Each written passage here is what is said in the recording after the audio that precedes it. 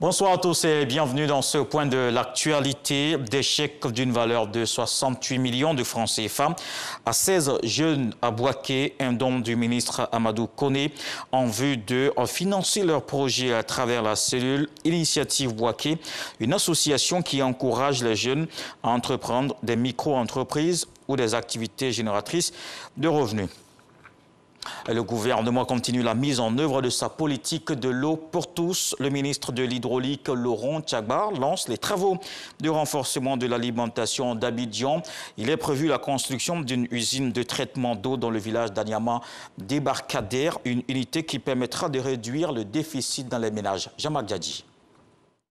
Bâti sur une superficie de plus de 200 hectares, Anyama Débarcadère, village de 5000 âmes, est confronté au problème d'accès en eau potable, malgré sa proximité avec la lagune. On a inauguré le château, mais le château n'est pas encore fonctionnel. C'est-à-dire l'eau potable n'est pas encore arrivée dans les ménages. Donc on souhaiterait que nos autorités nous aident à ce que la réalisation du château rentre en effectivité en permettant à nos parents d'avoir de l'eau dans les ménages.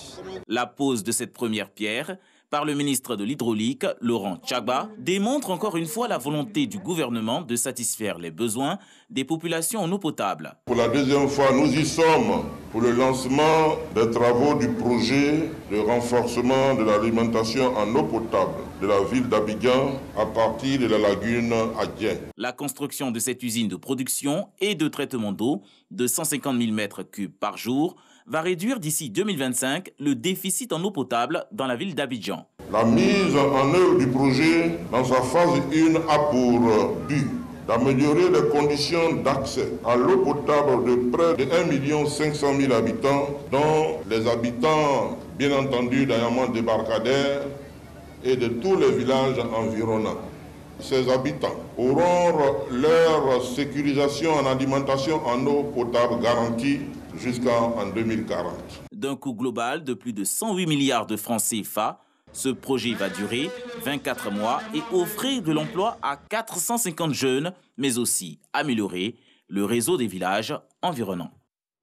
La Côte d'Ivoire a 4 biens inscrits sur la liste du patrimoine mondial de l'UNESCO, dont 3 sites naturels et un autre culturel. Ce sont le parc national du Taï, celui de la Comoé, la réserve naturelle intégrale du Mont Nemba et la ville historique de Grand Bassam. Des 3 sites naturels, la réserve intégrale naturelle du Mont Nemba, site transfrontalier entre le Libéria, la Côte d'Ivoire et la Guinée, est inscrite sur la liste du patrimoine mondial en péril depuis 1992. Comment en est-on arrivé à cette extrême situation?